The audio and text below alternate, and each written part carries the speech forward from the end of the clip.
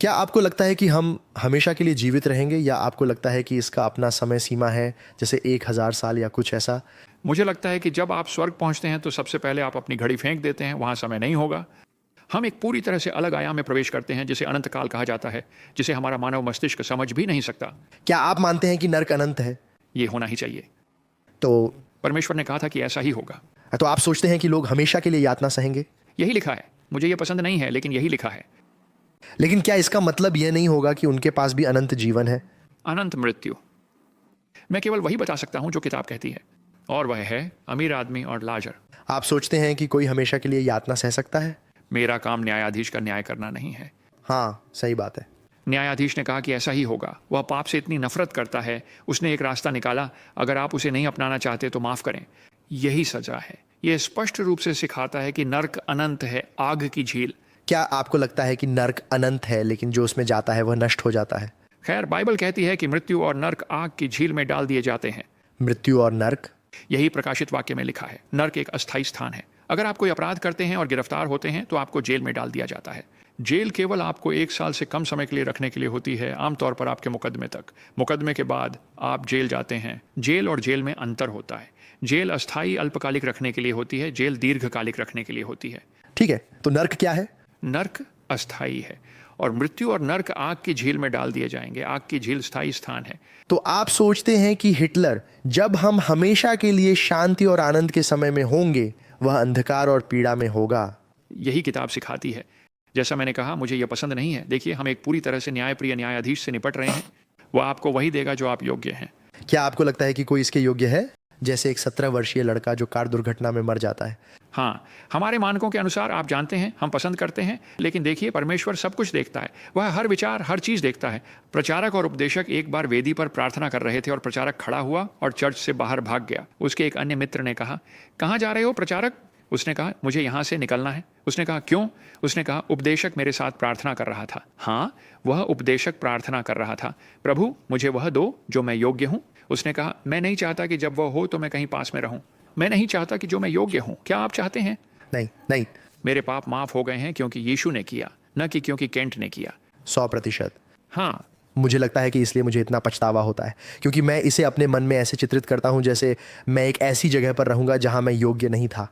यही कारण है कि मैं अपने पड़ोसियों को अच्छी खबर बताने के लिए दौड़ता हूं। सही। लेकिन कभी कभी मेरा दिल टूट जाता है यार, कि शायद मैंने एक व्यक्ति को चूक दिया, या शायद मैंने, यार क्या आपको कभी ऐसा लगता है कि आप बचाए नहीं जाएंगे क्योंकि आप इससे बाहर गिरते हैं, या नहीं?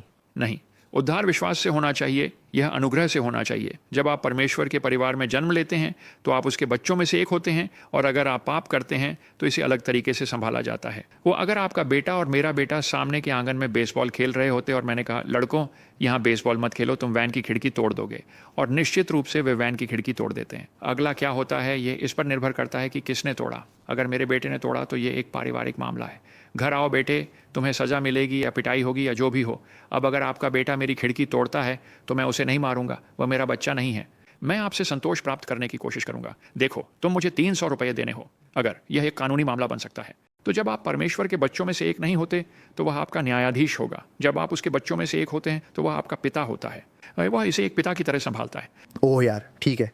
देखिए, अगर आप अपने उद्धार खो सकते हैं तो हर कोई इसे हर दिन खो देगा। हाँ, मुझे ऐसा ही लगता है। बिल्कुल यार डॉक्टर डिनो, मुझे हर दिन ऐसा लगता है। हर दिन मैं जागता हूँ, और मैंने कल जेसिका से कहा, मैंने कहा यहाँ तक कि अगर मैंने अपने मन में सब कुछ पूरा कर लिया जो मैंने आज करना चाहा था, जिस तरह से मैं बोलता हूँ, जिस तरह से मैं लोगों के साथ व्यवहार करता हूँ, जिस तरह से मैं वासना करता हूँ, या मुझे गर्व होता है, या मुझे गुस्सा आता है, अगर मैं इन सभी चीज़ों को ठीक कर सकता तो अगले दिन मैं फिर से उसमें गिर जाता। तो कभी कभी मैं बस, मेरे लिए ये समझना बहुत मुश्किल है कि मैं स्वर्ग क्यों जा रहा हूँ, क्योंकि कभी कभी मुझे अधिक दोषी महसूस होता है, क्योंकि मैं अपने पड़ोसी से अधिक जानता हूँ। इसीलिए ये ऐसा है जैसे मैं यीशु को क्रूस पर देख रहा हूँ, क्योंकि मैंने उसे वहाँ रखा और फिर से ऐसा कर रहा हूँ। सही। और मैं उस आदमी से अधिक बुरा महसूस करता हूँ जो यीशु के बारे में नहीं जानता। खैर, ये वास्तव में उससे भी बुरा है। 2 प्रकार के पाप होते हैं, करने के पाप और न करने के पाप। अगर आप अपने बेटे से कहते हैं, वीडियो गेम बंद करो, अपना होमवर्क करो, अपना बिस्तर बनाओ, अपना कमरा साफ करो, मैं 1 घंटे में वापस आऊँगा। आप 1 घंटे बाद वापस आते हैं, वह अभी भी वीडियो गेम खेल रहा है। आप कहते हैं, बेटे आओ, मैं तुम्हें पिटाई दूंगा। क्यों? मैंने कुछ गलत नहीं किया। ये सही है, लेकिन आपने वह भी नहीं किया जो मैंने आपको करने के लिए कहा था। यह न करने का पाप है। यीशु ने अपने शिष्यों से कहा, सारी दुनिया में जाओ और हर प्राणी को सुसमाचार सुनाओ।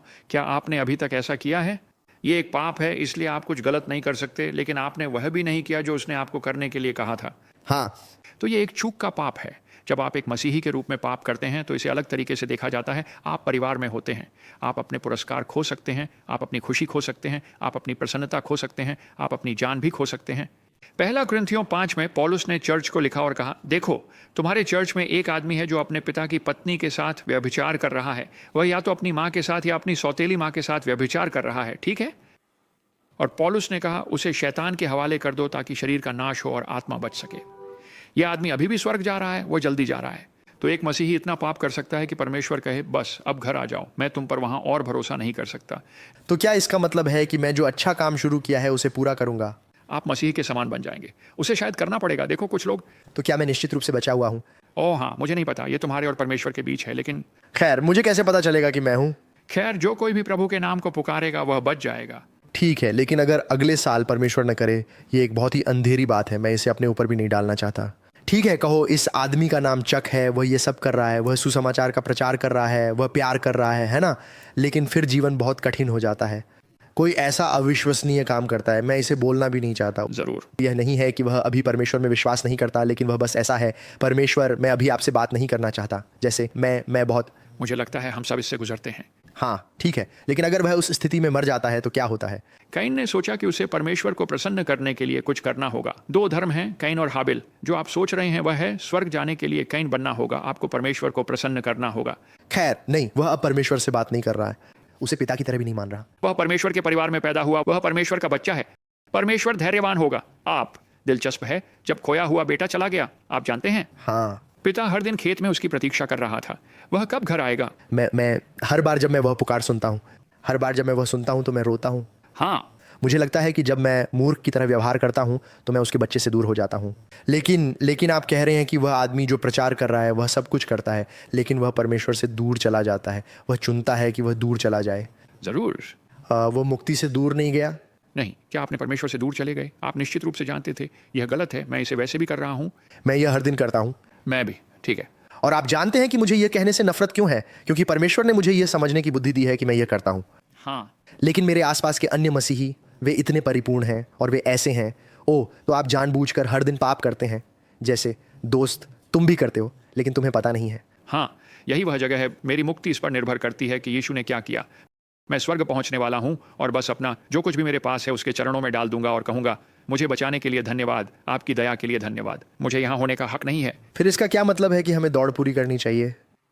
मुझे लगता है कि परमेश्वर हर किसी को एक काम देता है जो वह चाहता है कि वे करें। जब मैं टेक्सास में था, हमारे कॉलेज में एक शिक्षक था जहां मैं पढ़ा रहा था, जूलियन पोप। उनका बेटा जॉनी पोप ह्यूस्टन में एक महान प्रचारक है। मैंने डॉक्टर पोप से पूछा, परमेश्वर के महान व्यक्ति, मैंने कहा, आपको कैसे पता चलता है कि आपके जीवन के लिए परमेश्वर की इच्छा क्या है? उन्होंने कहा, ओह ये आसान है। मैंने कहा, यहाँ मुझे लिखने दो, इसे लिख लो। उन्होंने कहा, आपको इसे लिखने की ज़रूरत नहीं है। क्या आप अपने जीवन के लिए परमेश्वर की इच्छा जानना चाहते हैं? मैंने कहा, हाँ। उन्होंने कहा, एक आवश्यकता खोजो और उसे पूरा करो। आपको सबसे बड़ी आवश्यकता क्या दिखती है? उन्होंने कहा, मुझे मत बताओ, इसके बारे में सोचो। उस समय मैं हेनरी मॉरिस और ड्वेन गिश और इन सभी प्रतिभाशाली वैज्ञानिक सृजनवादियों की किताबें पढ़ रहा था और मैंने कहा, वाह यह बहुत अच्छी चीज़ है, लेकिन वे सभी बड़े शब्दों का उपयोग कर रहे हैं और वे बौद्धिकों तक पहुंच रहे हैं, लेकिन औसत 10 वर्षीय इसे नहीं समझ सकता।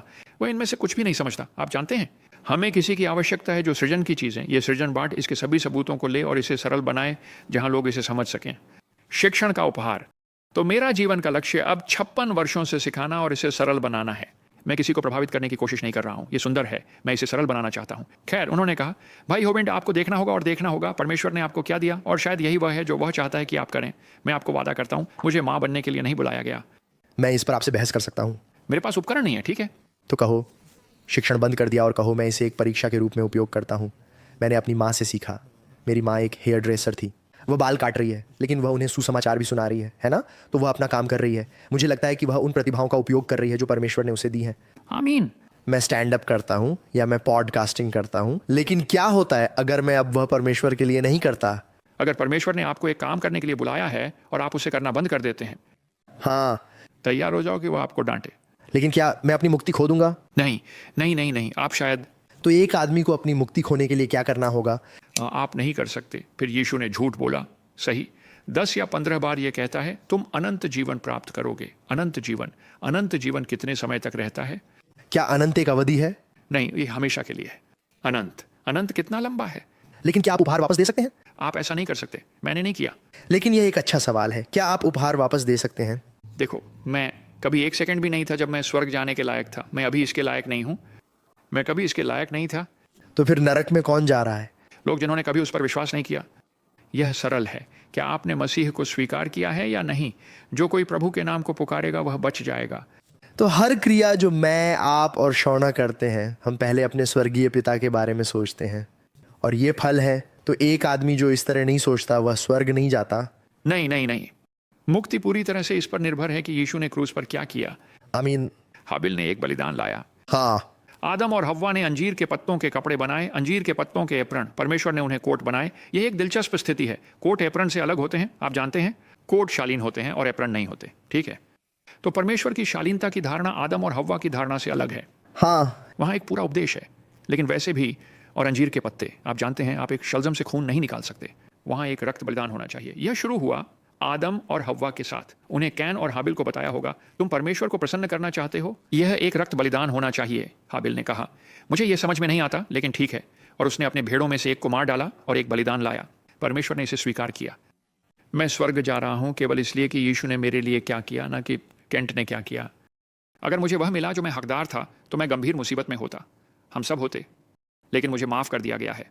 देखो, परमेश्वर के पास आपके द्वारा कही गई हर बात, आपके द्वारा की गई हर बात, आपके द्वारा सोची गई हर बात का रिकॉर्ड है। लेकिन यीशु मसीह का खून हमारे पापों को शुद्ध करता है, तय सिद्ध होता है। हाँ, मेरा रिकॉर्ड साफ है। न्याय दिवस पर वे वहां मेरा नाम पुकारेंगे, किताब खोलेंगे, केंट होविंड, यह साफ है। ठीक है, अंदर आओ, मैं जाऊंगा। उफ, धन्यवाद प्रभु। तो जब आप उसके सामने खड़े होंगे तो क्या कोई आपसे पूछेगा जैसे आप यहाँ होने के लायक क्यों हैं, या यह पहले से ही संभाला गया है? नहीं, ये पहले से ही संभाला गया है। तथ्य यह है कि आप पहले से ही मसीह के न्याय आसन पर हैं, जो महान सफेद सिंहासन के न्याय से अलग है। यह मेरे चार्ट पर है। क्या आप दोनों का वर्णन कर सकते हैं, जैसे क्या अंतर है? हाँ, मसीह का न्यायासन केवल मसीही लोगों के लिए है, और यह रैप्चर के तुरंत बाद होता है। वहाँ चार्ट देखो, रैप्चर के तुरंत बाद ये होता है, और हम उठाए जाते हैं, और हमें केवल ये देखने के लिए न्याय किया जाता है कि हमें कौन से पुरस्कार मिलते हैं। आपको लकड़ी, घास, भूसा या सोना, चांदी, कीमती पत्थर मिलते हैं। लकड़ी, घास और भूसा जल जाएगा, वह उन उपहारों को आग से परखेगा। और तो क्या इसका मतलब है कि आप मर जाते हैं? कुछ भी नहीं। आपके पास कोई उपहार नहीं है। आप पार्टी में आते हैं और आपके पास जन्मदिन के लड़के के लिए कोई उपहार नहीं है। जन्मदिन का लड़का कौन है? यीशु। खैर, इस उदाहरण में हाँ, मैं उसे कुछ देना चाहता हूँ, मैं उसके पैरों पर कुछ डालना चाहता हूँ। हाँ, प्रभु, मैं आपसे प्यार करता हूँ, आपके द्वारा किए गए कार्यों के लिए धन्यवाद। मिल गया। हाँ। तो अगर मैं उसे X वर्षों तक सेवा कर सकता हूँ, और अगर मैं वहाँ लोगों की भीड़ चाहता हूँ जो कह रहे हैं, केंट मैं बच गया क्योंकि मैंने आपका वीडियो देखा, या मैं बच गया क्योंकि आपने मुझे, याद है जब आपने मुझे सड़क पर देखा और मुझे $10 दिए, और आप जानते हैं मुझे गवाही दी। ठीक है। क्योंकि मुझे इनमें से कुछ भी याद नहीं है, लेकिन परमेश्वर को याद है, उसने सब कुछ लिखा हुआ है। और मैं किसी भी चीज़ के लायक नहीं हूँ। मैं भी नहीं। मेरी किसी भी प्रशंसा के लिए मैं योग्य नहीं हूँ, लेकिन मैं 6ठी कक्षा में था। मैं वास्तव में इस पर अपने विशेष में चुटकुले बनाता हूँ। उन्होंने मुझे हाइब्रिड कहा। मैं विशेष शिक्षा कक्षा में और नियमित कक्षा में था, और वहाँ एक शिक्षिका थी जिसका नाम मिसेज था, लव, और वह सभी से पूछती है, कल मैं चाहती हूँ कि आप आकर मुझे बताएं कि आप क्या करना चाहते हैं, इससे पहले कि आप गुजर जाएं। जैसे आप इस धरती पर क्या छोड़ना चाहते हैं, क्योंकि हम सीख रहे हैं, मुझे नहीं पता कि हम क्या सीख रहे हैं, लेकिन मेरा एक सपना है जहाँ मैं परमेश्वर के सामने खड़ा हूँ और मैं मुड़ता हूँ, और ये 6ठी कक्षा है और वहाँ एक समुद्र है। मैं ये भी नहीं देख सकता कि इसका अंत कहाँ है। मुझे पता चला कि यीशु कौन है क्योंकि आपने उसे उठाया, आमीन। और मैंने उसे बताया, और उसने मुझे देखा, और वह कहती है, ये एक अजीब सपना है। नहीं, ये अद्भुत है। और मैं मिलते जुलते कर रहा था, और वे जैसे 3 घंटे लंबे हैं। वहाँ लोगों की एक पंक्ति है जो कह रहे हैं, मुझे कभी पता नहीं था, या मैं उससे नफरत करता था, और मैं वापस आया और मुझे वह सपना याद आया, और मैं कहता हूँ, ओह मेरे परमेश्वर, मेरा प्रभु मेरे सपने को पूरा कर रहा है, मैं इसे भी नहीं कर सकता था। आमीन।